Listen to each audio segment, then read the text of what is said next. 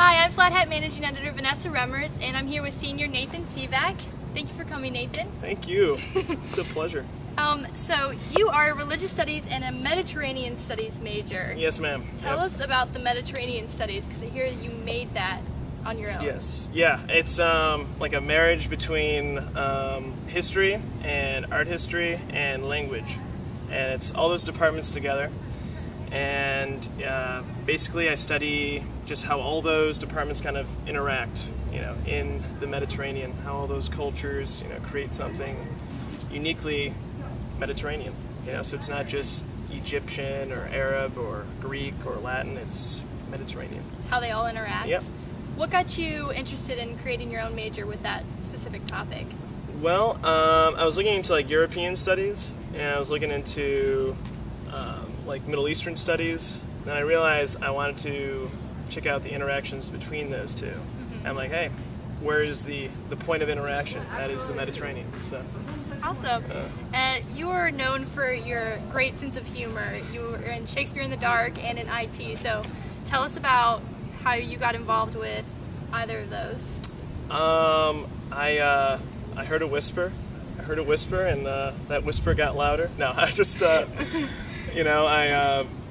was interested in, I don't know, putting smiles or frowns on people's faces. I like to, create an emotional response of some sort. So, I don't know, it's been a family to me since I was a freshman. Basically we're a fraternity of laughs. It's great. So I got into it because I like to make people laugh. I wanted to hang out with people that like to make people laugh, so awesome. There you have it. And is that something you want to do once you graduate? Something along those lines? We'll see. We'll see. Maybe on the side. Yeah. Awesome. Absolutely. So how was the summer for you? What did you do? The summer was wild. It was crazy. After I studied abroad last semester in Sicily, and I then went over to southern France, and I started a big pilgrimage, a Christian pilgrimage called the Camino de Santiago. And basically it follows this old route to this northwestern Spanish town called Santiago.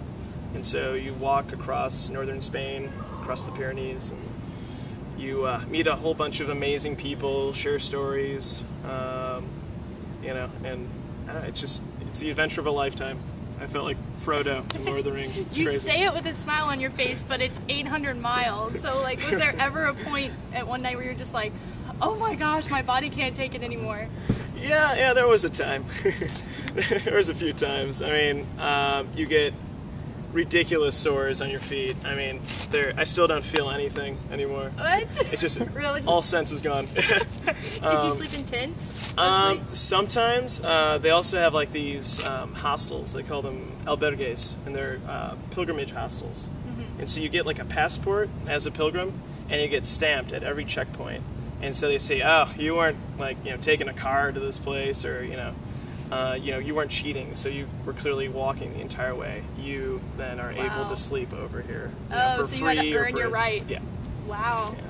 Yeah. Was there anything else memorable that you did while in Spain? Well, after I finished the Camino, I had to go to San Fermin in Pamplona, which is the running of the bulls, which was that was a time.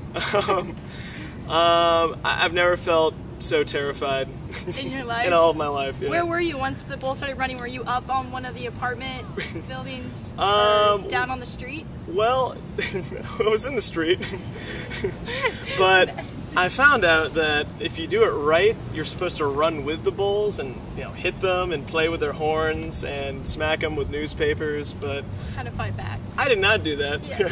That is not what I did. I ran right to the wall and waited for them to pass, and then ran behind them. So wow.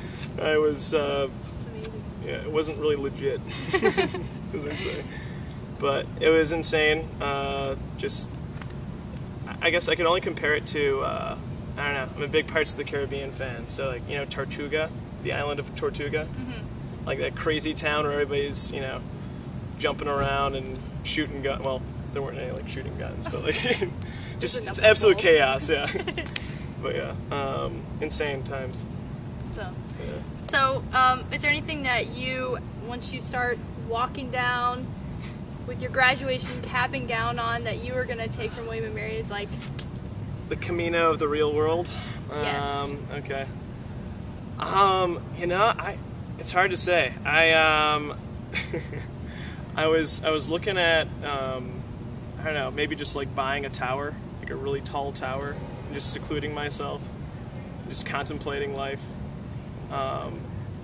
You know, growing a really long beard, maybe like really growing out my hair. Like a Wordsworth kind of Yeah, thing? well, you know, I saw this movie Tangled the other day, and I was inspired. You know, why not just drape long hair down, eventually find the love of my life?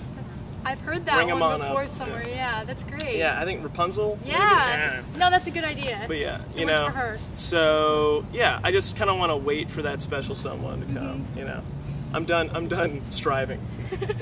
You know. Well, thank you so much for being with us today. Thank you so much.